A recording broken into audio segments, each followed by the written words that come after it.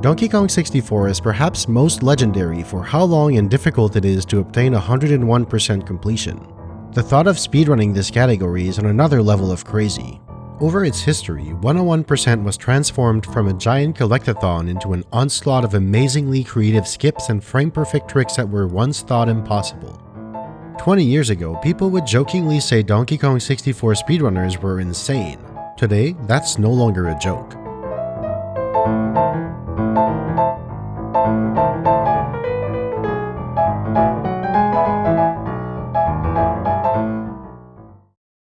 This video is sponsored by Old School RuneScape, who just launched Leagues 5 Raging Echoes.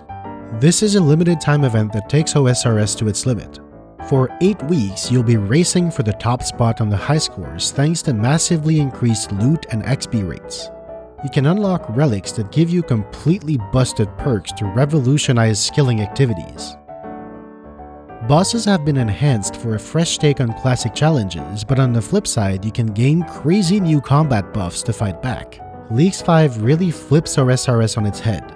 It's the fastest, most fun way to play old school RuneScape. As a RuneScape player myself, I'll be playing in this event and I'm really excited for it. Look me up in game as Gros Perdu.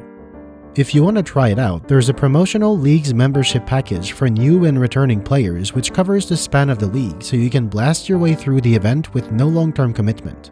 Click the link in the description and join me in Old School RuneScape Leagues 5 Raging Echoes. Before we go anywhere, we need a basic understanding of what Donkey Kong 64 101% even means. DK64 is a collectathon and the game tracks your completion percentage based on what items you collected. Golden bananas are the main collectible, and so they make up most of that progression. Part of the main objective is to rescue KLMZ by collecting a key from every level, which also opens the next levels. To obtain those keys, you need to feed colored bananas to Scoff the Hippo to open the door to a boss fight, and the game gives you a banana medal every time a Kong obtains 75 of their 100 colored bananas in a level. Only the medals count towards progression, so to get 101%, you don't need every single colored banana. As a side objective, you also need to collect 10 battle crowns from battle arena pads and rescue 20 banana fairies by taking pretty pictures of them. You get rewarded with the 201st golden banana once you have them all. Finally, the last door in Hideout Helm requires you to obtain 2 special coins by beating classic arcade games, the Nintendo coin for beating 2 rounds of Donkey Kong, and the Rareware coin for getting 5,000 points in Jetpack, Rareware's very first title. There are some things in this game that don't advance the progression counter. Colored bananas past 75, banana coins, and moves and upgrades from Cranky, Candy, and Funky. Most moves are required to get 101%, but some extra upgrades like Candy's Instrument Energy Maximum are superfluous. Everything adds up to 100.4%, but there's a special exception in the code to round it up to 101. Once you beat the game, a special cutscene plays when you have everything save for one item, and another bonus cutscene plays when you have 101%. This is the goal of the speedrun. Our story begins only a couple of months after the game's release, in January of 2000. The Nintendo 64 was at its heyday and the public internet in its infancy. Jacopo Sorce was running a website called N64 High Scores. When Donkey Kong 64 came out, it only made sense to create a page for it. While people were mostly busy competing in the mystery menu minigames, the 101% completion in-game time leaderboard received its first reasonably good submission on February 4th, 2000, with a time of 12 hours and 56 minutes by Alex Penev. This run was played in several segments like a normal playthrough of the game at the time. No video was recorded of the run, but Alex Penev was one of the most reputable players of the time. He dabbled in most of the popular Nintendo 64 titles and set hundreds of world record speedruns and high scores in those years. Penev was quickly beaten by Steven Zvarcius, another very prolific high score setter and speedrunner of the time, and he was way ahead of his time. Not only did he beat Penev by nearly 3 hours, barely missing the sub 10 hour mark with a 10:09, he played this run in a single sitting and recorded it on VHS tapes. Unfortunately, those tapes were lost to time, maybe recorded over. This speedrun would remain the fastest time on Sorce's leaderboard. In that same time, DK64 was discovered to have a few minor quirks. A friend of Penev, David Wan, had a website of his own that's still online today. David Wan's unique video game glitches is a treasure trove of tricks and glitches in games from the NES to the GameCube. Although Wan and his avid readers found several glitches, some pretty major, no one at the time incorporated them into speedruns. The old-school mentality had a fundamental misunderstanding of glitches and their function in speedrunning, lumping them in with GameShark codes as unfit for competition, unfair, or cheating. Donkey Kong 64 speedruns would remain glitchless for nearly a decade. Alongside N64HS, another website was thriving at the time, Speed Demos Archive. As they branched out into other games than Quake, SDA started receiving submissions for Nintendo 64 games, including Donkey Kong 64. The first submission they received for 101% was in 2004 from none other than a former GoldenEye champion in second place at the time, a legendary runner by the name of Wouter Jansen. The speedrun he submitted blew everyone away, because it was so bad. It lasted 14 hours and at times looked like a first playthrough of the game. Despite SDA not having any run for Donkey Kong 64 at the time, the run was rejected for not meeting the most basic standard of quality and was ridiculed in a scathing 50-minute highlight reel called Wouter Goes Bananas. Meanwhile, Steven Zweig's time was just too strong. His 1009 remained a known record until SDA finally received an actual quality submission. On the forum, Deutsch Joe announced his intention of doing a segmented run for the site. He took several months to plan, route, and execute it, but he finally pulled through and completed his run in August of 2006, the first run with surviving video evidence. DK64 101% in 9 hours and 2 minutes by Joe Vivel.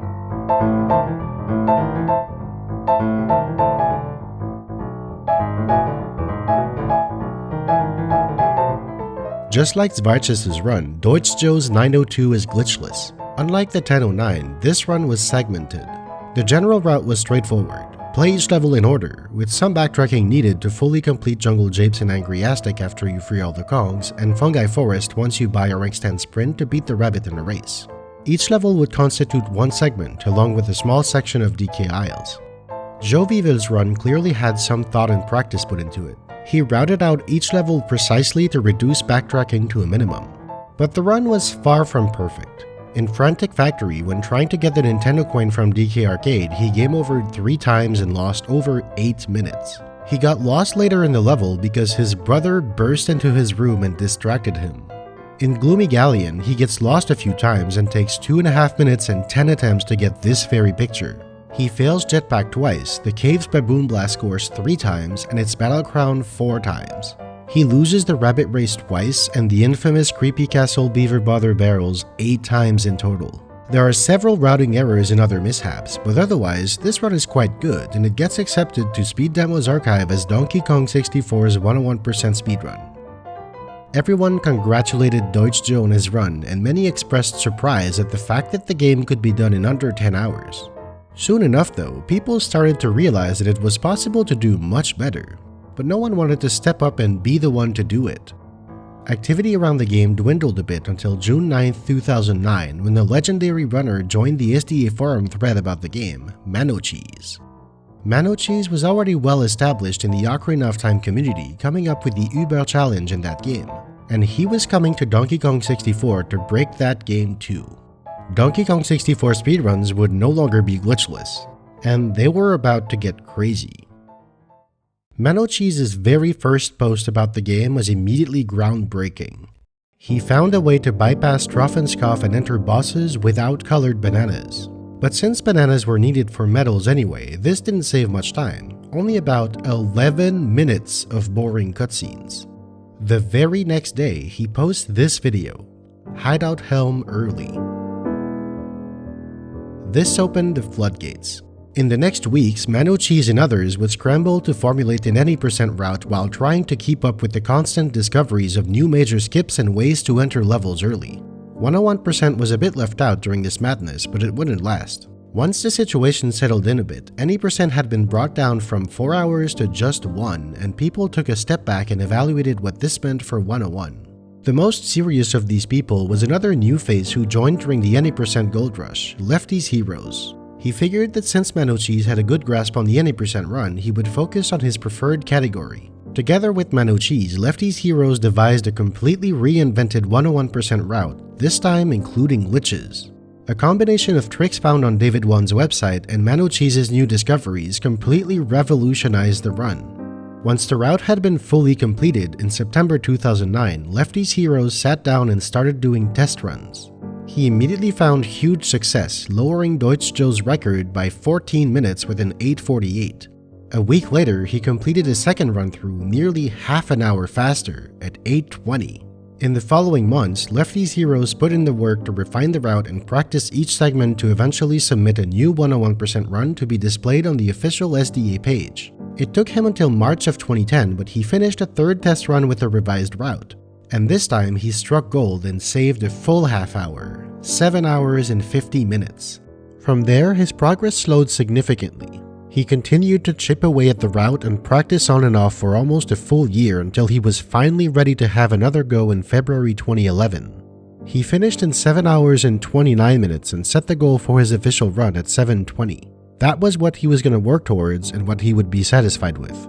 But Lefty's heroes grew increasingly annoyed by Donkey Kong 64's autosave system. For any typical game, a segmented run is a collection of optimized segments pieced together. DK64, however, autosaves at every major collectible, tag barrel, and loading zone, and it doesn't have any way to copy save files. Therefore, runs were technically segmented, but you only had one try for each segment, essentially making it single segment with several breaks. So Lefty's heroes hit his breaking point. If running this game segmented was functionally no different from a single segment, why not just run it single segment? He took that decision in April 2011 and then promptly got a new job and never had time to do a full run. Almost a year later, Lefty's heroes returned to the SDA thread and announced that he had completed one run in 7:39 and that yes, he still had plans to do a single segment 101 speedrun submission to SDA and aim for 7:20. But somebody joined that thread that would rattle those plans. One of the best Super Mario 64 speedrunners at the time, coming in fresh from running that game at Awesome Games Done Quick 2012, was taking an interest in Donkey Kong 64 101%, Cfox. Cfox was initially a bit clueless about the state of the game, its glitches, and what 101% even entailed exactly, but by the end of May, he was ready to learn the 101 speedrun. And he wasn't messing around. After just 1 month, he sat down to play 101% in one sitting live on stream, and you could tell he was practiced. Here's a quick overview of the tricks he used throughout the run. Phase swimming, used in Gloomy Galleon for the most part. Originally called swim through vertical walls, phase swimming is a collision glitch triggered by exiting first person when your facing angle is in a certain quadrant. After leaving first person underwater, you can pass through almost any wall so long as you swim in a straight line along this direction. Swim through shores, used to access the Banana Ferry Island early to get the camera and the shockwave move. When you press Z to dive underwater, there's a brief moment where you can swim through floors. You can extend it indefinitely by constantly tapping B, letting you slowly swim through the beach and to the island. Moonkicking, used sparingly throughout the run, mostly to access Frantic Factory and Crystal Caves without opening their lobbies. By cancelling an aerial attack with a kick in the first few frames of its animation, you can get a kick which has 1/8 the normal gravity. Moontail, a Diddy trick where you cancel a double jump with a standing attack on the next frame. You can jump out of that standing attack to gain slightly more height than a backflip. He used it to access this Beaver Bother bonus barrel in Frantic Factory without having to drop in from R&D, saving some backtracking. Ledge clipping, originally called C-up clips. In spots where a floor and a wall meet, there are many places throughout the game where the geometry is slightly imperfect and there's a tiny gap. It's possible to fall in that gap if your position is exactly right and you're completely still. This can be achieved simply by jumping into it, but the most consistent method is to use first person to stop your momentum, hence the old name of C-up clip. This was the backbone of skipping Trough and Scoff, saving about 10 to 11 minutes. The loading zone to the boss extends infinitely under the door, so you can enter it without giving any colored bananas. It was also used for other minor time saves elsewhere in the game. For the most part though, the game was completed as intended. The level order was pretty much what you would expect. Cfox needed to free the Kongs first, so he went to Jungle Japes to free Diddy and Angry Aztec to free Lanky and Tiny. Aside from making sure to grab 15 golden bananas to enter Frantic Factory, he didn't have to worry about collecting everything in a single go, because he would need to go back to those levels with the whole Kong family anyway. Once Chunky was freed in Frantic Factory, he could start completing entire levels in one go. He finishes Factory, Gloomy Galleon, and then deviates from the normal route to go to Crystal Caves. Normally, this would require Key 5 from Fungi Forest, but using a Moonkick from this slope, he could grab this ledge and make it past imperfect boulder geometry into the loading zone. He also didn't have the required 65 golden bananas, but Lanky came to the rescue with the B-Locker skip. Lanky's standing attack extends his arms enough to touch the portal from the side. This actually works for nearly every single level except for Frantic Factory because of the pillar and Hideout Helm because it's not a DK portal. As we know, Hideout Helm already had a different method of bypassing B-Locker, and in fact, a much easier version was found shortly after Manocheese's initial discovery. The reason Cfox went to Crystal Caves before Fungi Forest was to unlock a rank 10 Sprint and Gorilla Gone, two moves used in the Rabbit Race and for Fungi Lobby's Battleground respectively. Those are the only 2 points where the game forces you to backtrack because an earlier level requires a later level's moves. Doing Caves before Fungi solves that backtracking issue. Then Cfox goes back to Aztec to finish it, then does Fungi, Castle, and Hideout Helm in order. Finally, he ends on Jungle Japes because he needs to turn in all the blueprints. The time it takes to turn in blueprints depends on the length of the Snide cutscene in that level, how far the tag barrel is, and to a lesser degree how long it takes to load the level every time. Japes happens to be one of the fastest levels to turn in blueprints. In the levels themselves, there were a few minor skips here and there, but he did them for the most part as intended. Many golden bananas take several minutes to obtain. Most bosses take several minutes to beat. He spent just about 55 to 60 minutes in most levels, with the shortest outside of Hideout Helm being Jungle Japes in 42 minutes and the longest being Castle and DK Isles in 62 minutes. The biggest time-saving tricks he used over Deutsch Joe were found in Fungi Forest. DK is supposed to pull a series of levers to activate the conveyor belt, then return at night to grab the golden banana outside. Instead, he clips out in this weak corner and picks up the banana from inside. Chunky's also supposed to use that conveyor to destroy 3 steel kegs, but you can drop them directly on the grinder. Tiny has this long spider mini-boss fight for a banana, but you can clip in as Chunky. Each Kong has a specific damage value on their gun, so going in as Chunky turns this 5-phase boss into 2 phases instead. Diddy is supposed to go into this room at night and activate the winch, then play the guitar to blow up the cage holding this golden banana, but Cfox used phase swimming to grab it directly instead.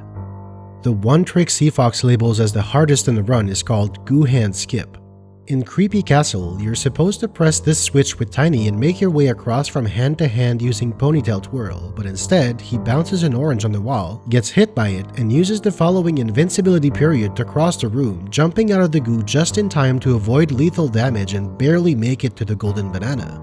Cfox made a few major mistakes throughout the run, but the one that sticks out the most is in Hideout Helm. Due to a last-minute route change, he found himself turning in only 4 blueprints before entering the level instead of 5. Although he could shut off the Blastomatic in under 14 minutes, this left little margin for error and he didn't feel confident about it. He panicked and decided to reset, head to Japes, turn in 8 blueprints with Diddy, and go back to Helm. This maneuver lost him 5 minutes. DK Arcade was also a pain point, costing him roughly 3 minutes with a couple deaths and the game over. Cfox's final time was 7 hours, 36 minutes, and 54 seconds. Overall, this run set the standard for what Donkey Kong 64 101% speedruns should be. The era of segmented in-game time speedruns was over. DK64 101% was to be run single segment and timed in real time, just like every other game. Despite having technically earned the single segment world record, Cfox wasn't fully satisfied with that run. It was, for the most part, his first serious attempt, and he knew he could improve. Lefty's Heroes pointed out a few imperfections in his route, while on his end, he kept working towards his own submission to SDA. After a few weeks of practice, on July 15, 2012, Cfox sat down again and played another full 101 run in one sitting. Unfortunately, most of the recording was lost to time. What stuck out though is just how much time save he managed to find simply by cleaning up major mistakes and playing everything a bit cleaner. 26 minutes for a final time of 7:10:03. That was a major blow to Lefty's Heroes. 7:20 was his main goal. Cfox had blown way past him in a matter of weeks. His motivation to continue vanished in an instant. He put the SDA Run project on hold indefinitely and never returned to speedrunning the game. Meanwhile, Cfox was quite satisfied with this run and focused his efforts on any percent, where he led a fierce battle to try to dethrone Ring Rush in that category. Ultimately, Ring Rush was able to keep the world record, until he discovered something completely ridiculous that blew the game wide open. I tested something with lag, and I got a consistent factory early with Lanky. Then I decided to, after the run, my most recent run, to try the slope climb in factory with lag strats. And it worked. So then I went and tried factory early with lag strats, and it worked. Then I tried window clip with lag strats and it worked. I didn't think this game could be this much more broken than it is. But like every clip we couldn't do before.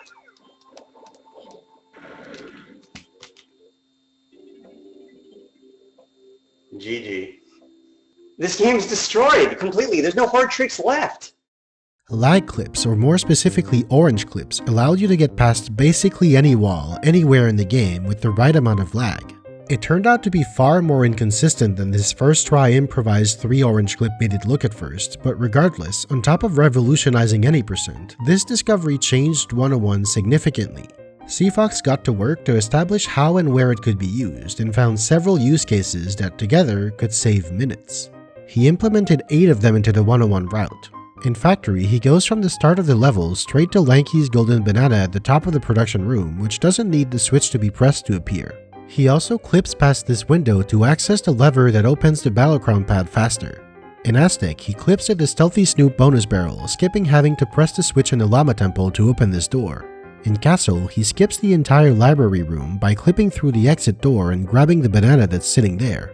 In Helm, he skips directly from the beginning to the Blastomatic, saving about 30 seconds. In Japes, 3 different clips save a couple of trips back and forth to Cranky's area to open golden banana cages and allow him to beeline to this area and collect the banana bunches from under the floor. Additionally, around that time, someone named Marquis on the SDA forum posted another major discovery, skew. When swimming underwater, you can tilt your Kong up and down. This angle gets reset automatically when you surface and you jump out of the water, but if you clip outside of the body of water, you can be underwater without actually being in water at all. From there, you can cancel the underwater state instantly by taking damage or hitting a slope. Your Kong gets to keep this tilted angle. When facing all the way up, you can simply walk through any wall at will. This had an immediate major use case. It could be used to enter the tree in Creepy Castle without ever opening it, rendering the Baboon Blast course useless in 101. It was also used in Fungi Forest to cut through walls and shorten navigation between areas when doing the Apple Golden Banana. In December, Cfox worked on a route overhaul to not only include these new tricks but rethink the level order. He placed the Aztec Revisit immediately after Fungi, which let him enter the level with leftover homing ammo to speed up the Vulture Golden Banana by at least 20 seconds. Going into 2013, armed with orange clips in his reworked route, Cfox was ready to tackle the next goal for 101, sub 7 hours.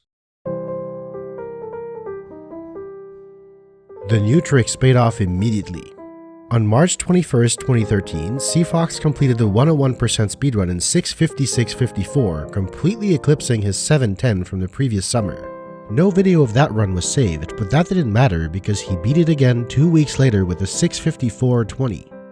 On top of all the clips and skews saving several minutes, he was also just getting better at the game.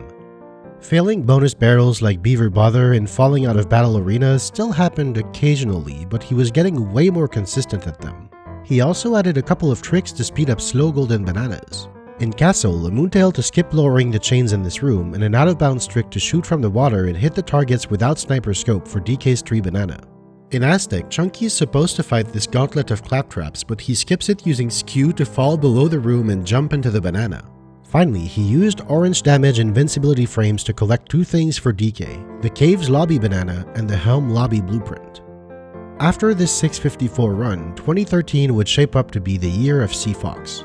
His 101 streams were gathering more and more attention on Twitch, and he slowly became one of the most watched speedrunners on the website, pulling in several hundreds of viewers. He kept doing 101 runs when he had the time, and he kept lowering the record more and more. A 6:51:52 on June 13th, followed by a 6:50 flat. Cfox was unstoppable. His route was on point, his gameplay was on point, he was prepared for anything. But nothing could prepare him for this run.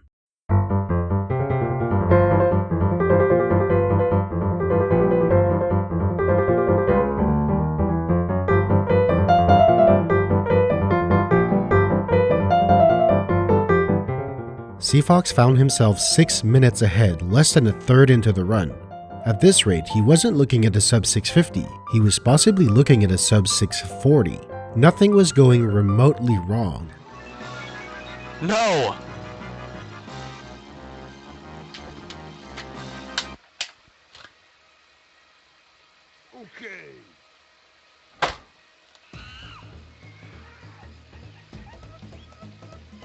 I give up.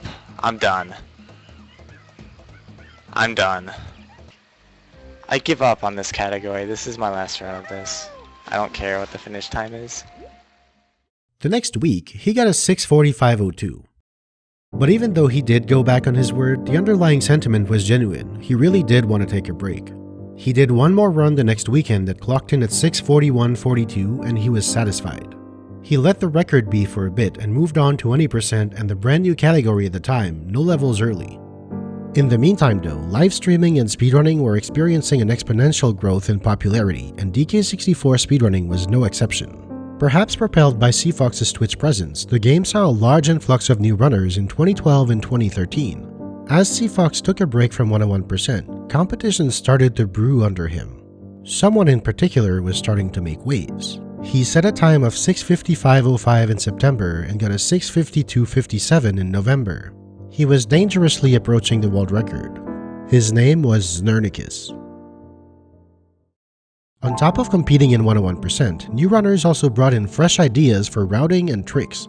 The second half of 2013 saw several major discoveries. In Jungle Japes, it was found that you could bypass the Rambi door with Hunky Chunky. Getting there in the first place was done by clipping through the shell with a precise jump, which was found a few years prior. This, combined with the other methods of reaching caged golden bananas, meant that Rambi could be skipped entirely in 101%.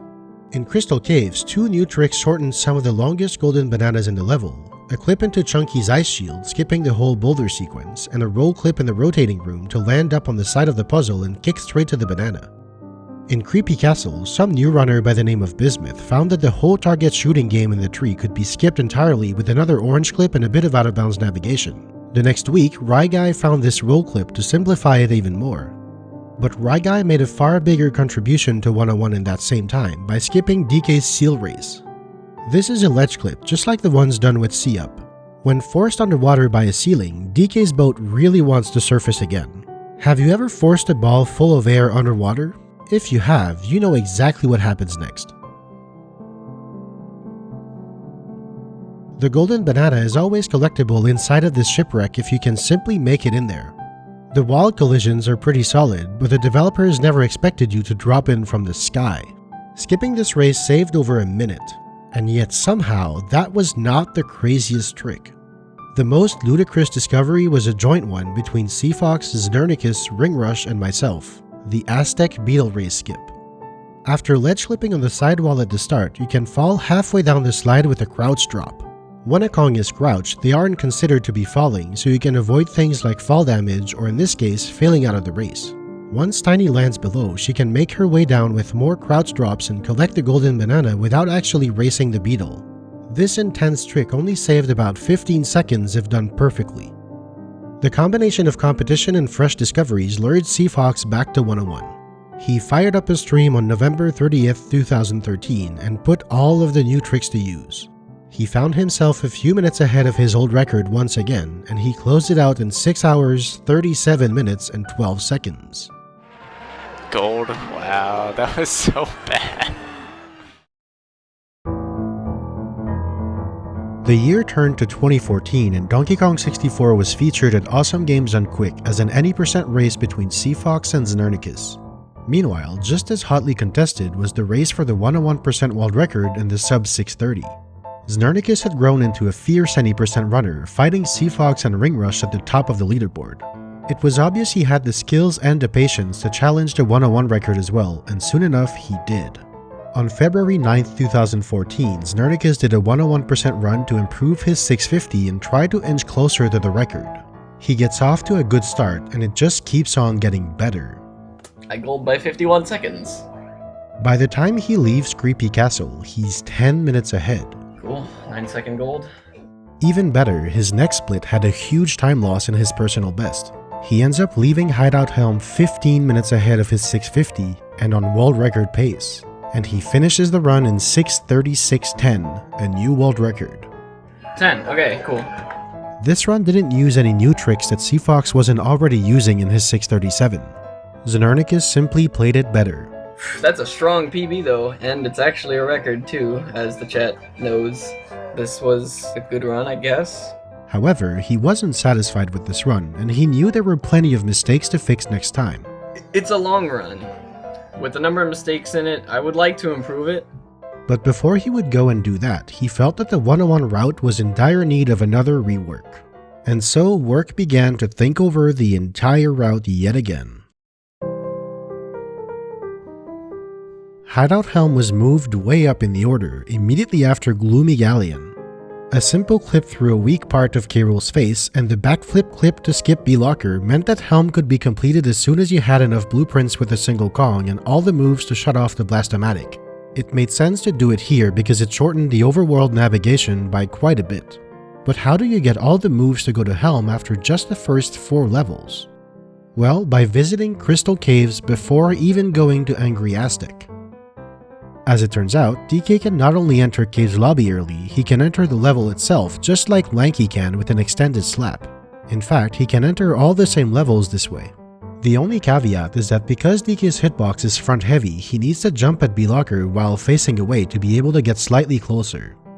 Entering caves this early in the run streamlined buying moves so much. Everyone's moves were all available for purchase basically from the start. The only exception was Super Duper Simian Slam and Sniper Scope in Castle, but one cranky revisit for the Rareware coin was needed at some point anyway, so it didn't really cost any time. And speaking of Sniper Scope, you don't need to revisit Funky if you simply don't buy the move.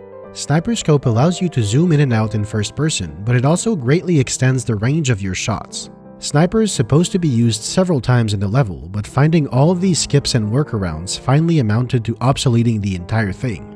In the tree, DK can roll clip and kick straight to the banana. Chunky needs to be far away from the switch to open the cage, but the switch turns back around when you're right up against it.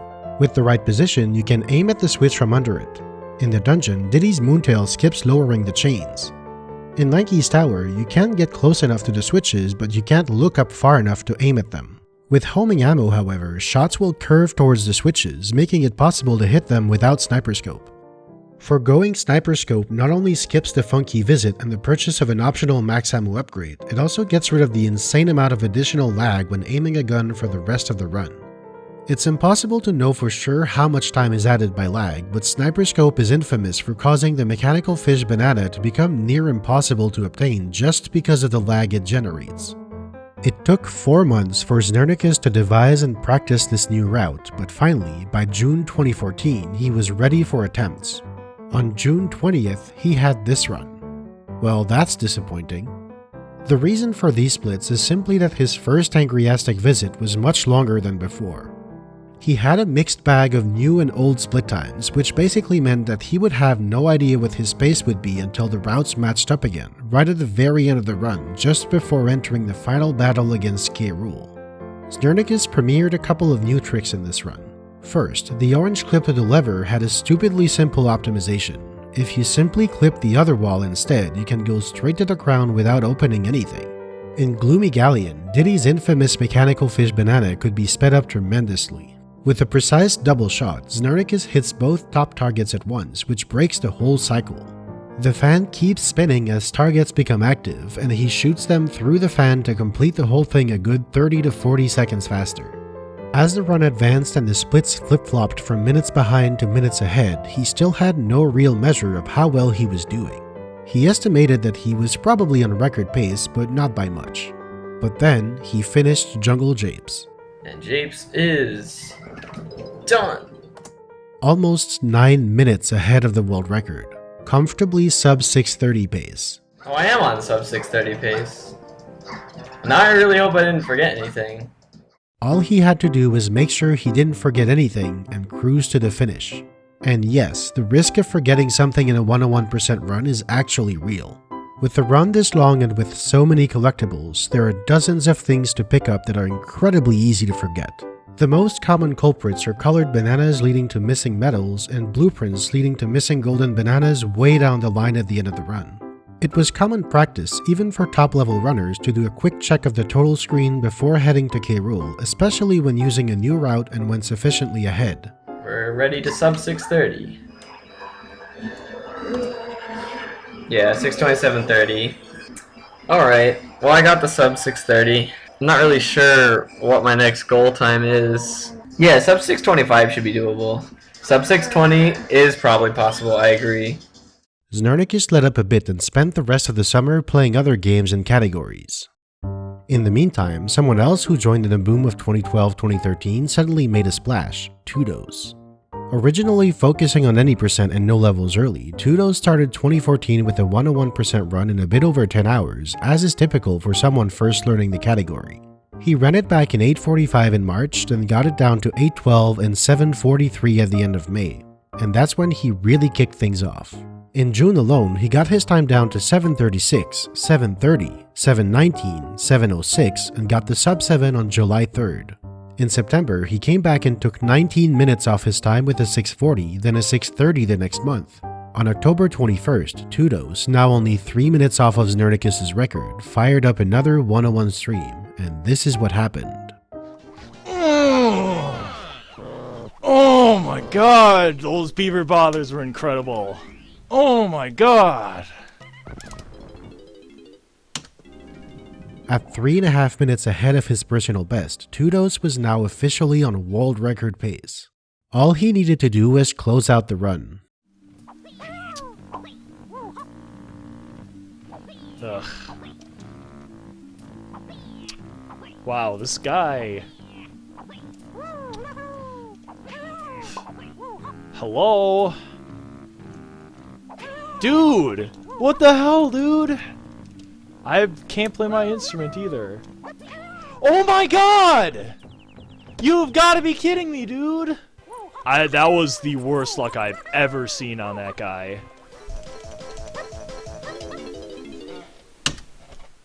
Tudos never recovered from that time loss. He finished in 6:29, a personal best, but he was still shy of the record. This record is going down on Thursday. See you guys then. What he did accomplish, however, was to light a fire under Znernicus to come back to 101 the very next week. Yeah, sub 625 should be doable.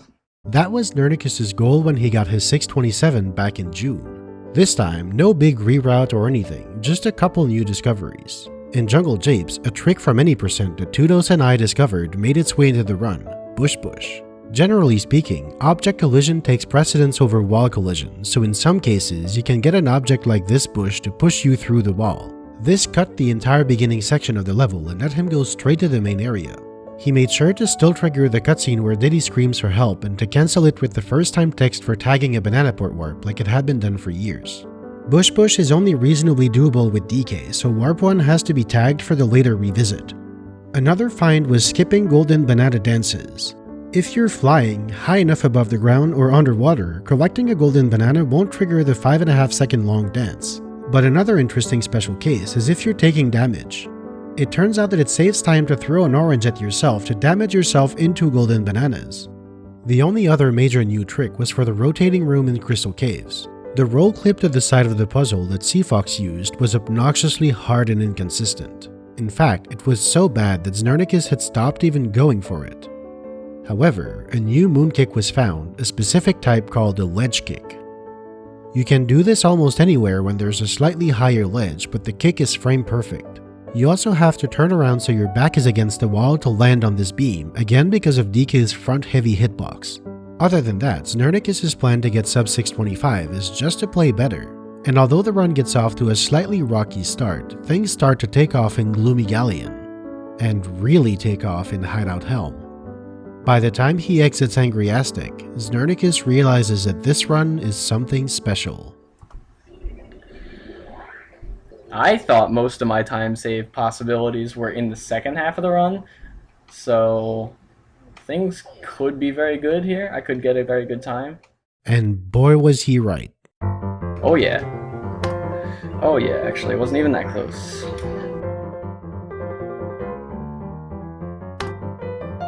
I am gonna gold. Why?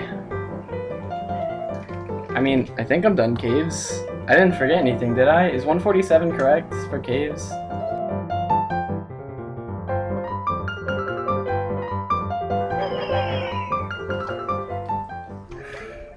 Come on, man.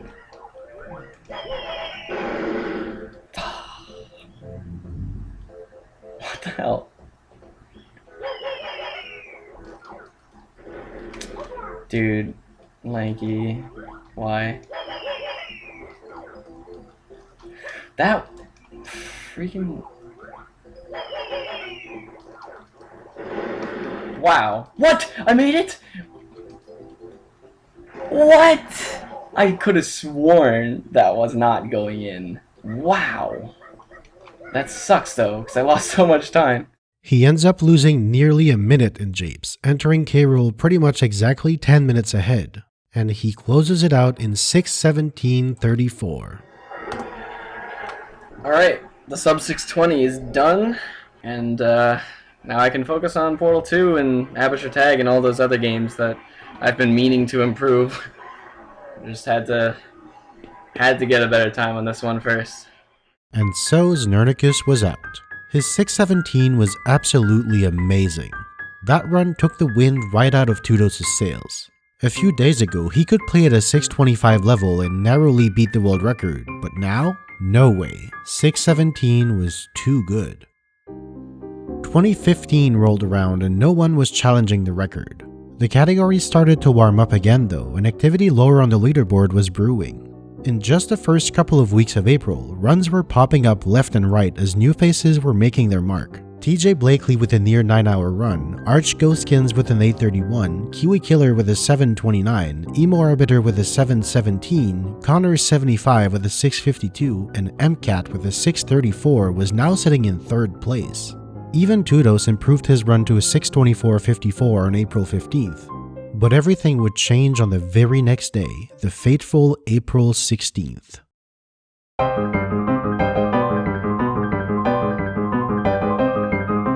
Donkey Kong 64 was released on the Wii U Virtual Console. What did that mean for the 101% speedrun? Well, with the Wii U having much more powerful hardware than the Nintendo 64, lag was essentially gone. However, it was unfortunately replaced with input lag. 1/4 of a second of input lag. This was like playing Donkey Kong 64 online on a server hosted by Voyager 1. That was not ideal. Game lag being gone meant two things. First, orange clips were out, which obviously was going to cost some time. Alternatives to a lot of them existed, so that would only end up costing up to a minute. And second, the game would no longer slow down where it used to in laggy areas. That was bound to save time over the course of the run, but how much exactly is a question still unanswered to this day. The best estimate the community was able to come up with, and it is by no means precise, is that the game runs a bit over 5% faster, give or take about half a percentage point. So how does that add up over the course of the run? Well, 5% of slightly over 6 hours is 19 minutes. That's right, playing on the Virtual Console release saved about 20 minutes over the Nintendo 64, so it was a no-brainer that it would be way faster despite the input lag. Initially, the community was split just about cleanly in half by this release. After a debate and a vote, the leaderboards were kept unified with a filter option for consoles, and the world record was only officially tracked on the Wii U version of the game. However, as years passed, the popularity of the VC release remained significantly lower than the Nintendo 64 version, even across all three categories. A new vote was held in March of 2022 and the consoles were split into their own separate leaderboards. Which leads me to the subjective decision I made for this video. I do not like Donkey Kong 64 on Wii U. It was a poorly thought out release that introduced so much input lag that the game is nearly unplayable. It's just not fun to speedrun. So I'll take this moment to congratulate Tudos on taking the first world records on VC and Connor 75 for his impressive domination for 7 of the past 9 years. Falcon had a 2-year stint with the record and Connor was overtaken by the excellent Japanese runner Signa in March 2024. From this point onwards, the focus is going to be on the world records only on the Nintendo 64 version of the game. As it turns out, the Wii U release was not the only major shakeup in store for Donkey Kong 64.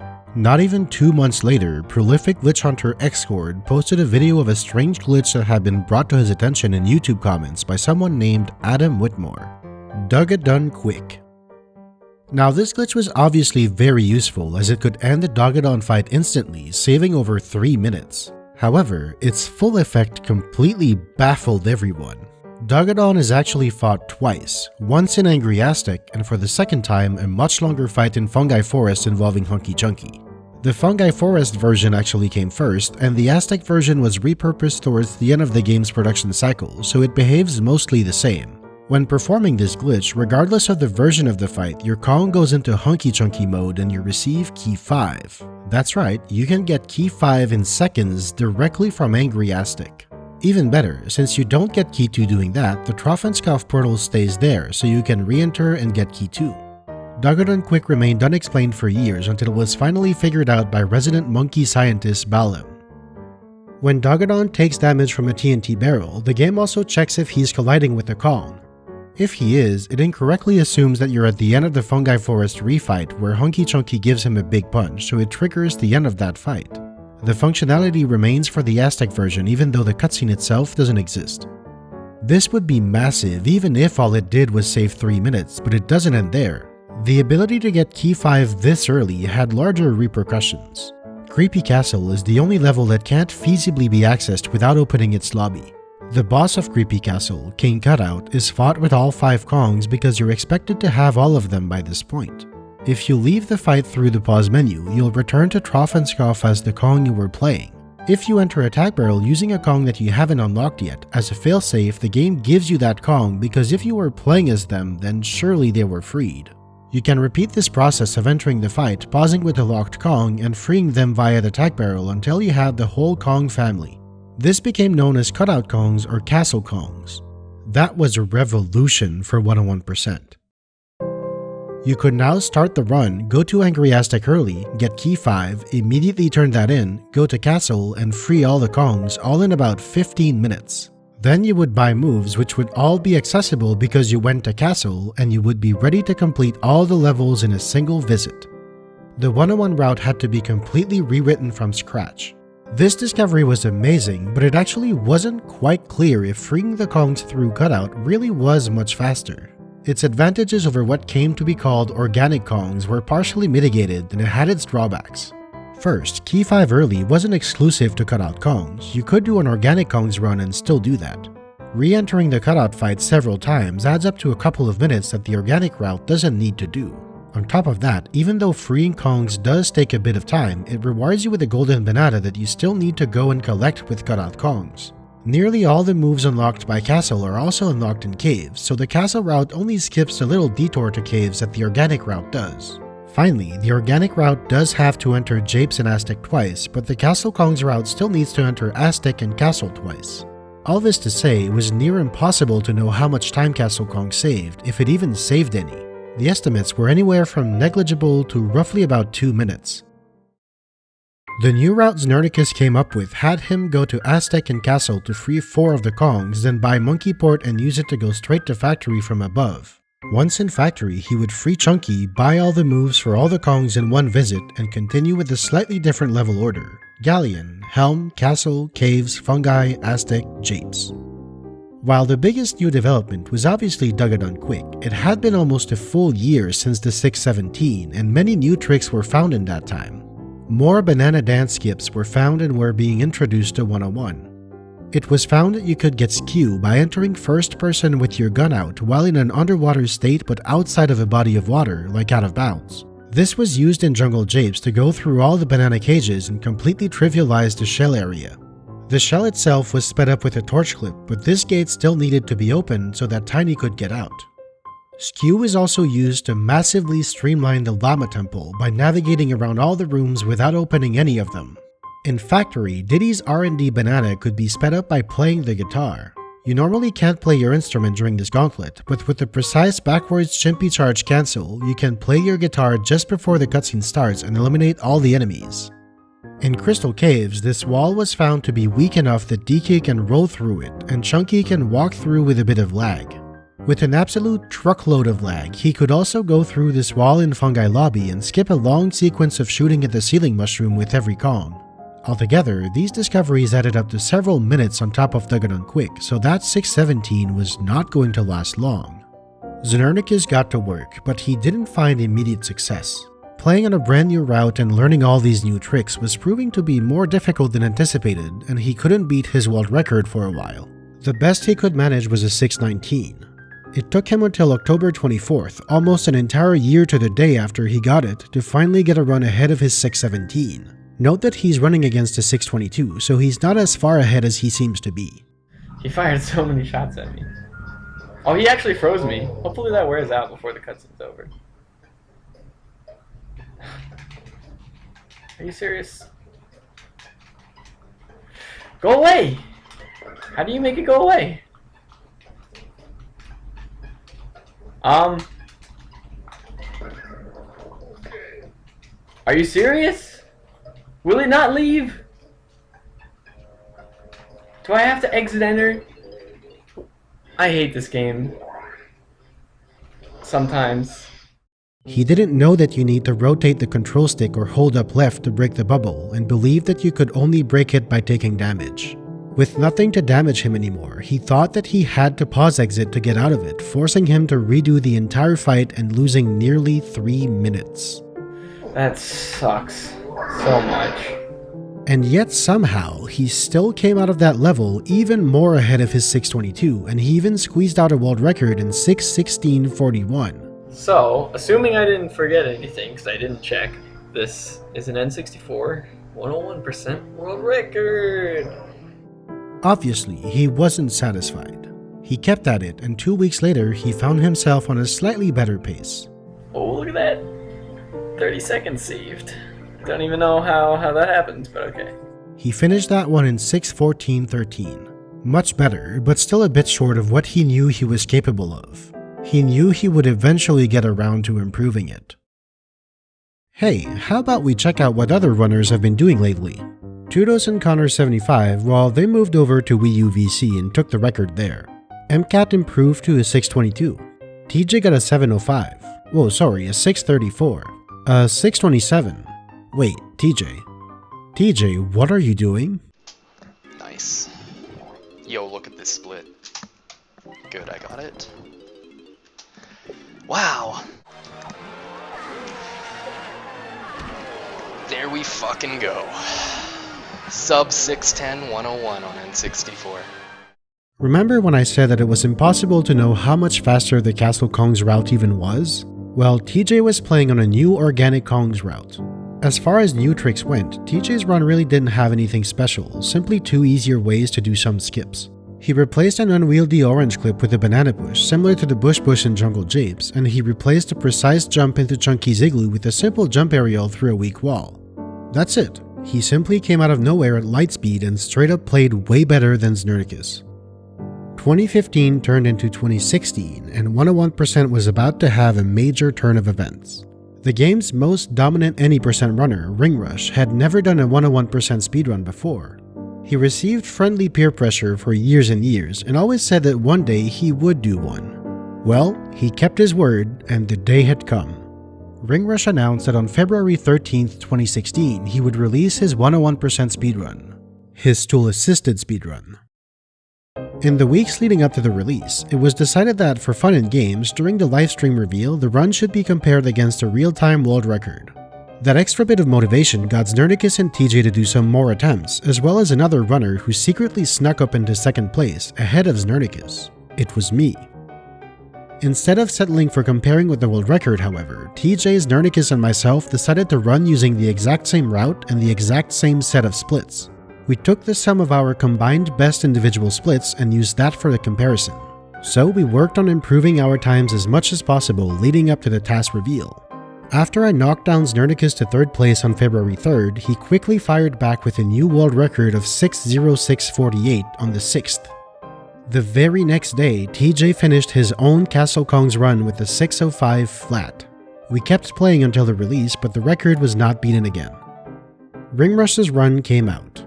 It wasn't quite a real task. He called it a low optimization tool-assisted demonstration, a LOTAD. And his final time would shock the whole community. 4 hours, 42 minutes, and 8 seconds. Of course though, that's to be expected. Tool-assisted runs save time in ways and amounts that are so unrealistic that you can never expect a real-time run to even begin to think about matching them. But what about the combined sum of best between the top 3 runners? That would be an actually reasonable ideal run. Well, that turned out to be 5 hours, 47 minutes, and 31 seconds. Comfortably under 6 hours. We had our work cut out for ourselves. We all knew what to do. I knew what to do. I had to be the first person to finish 101% in under 6 hours.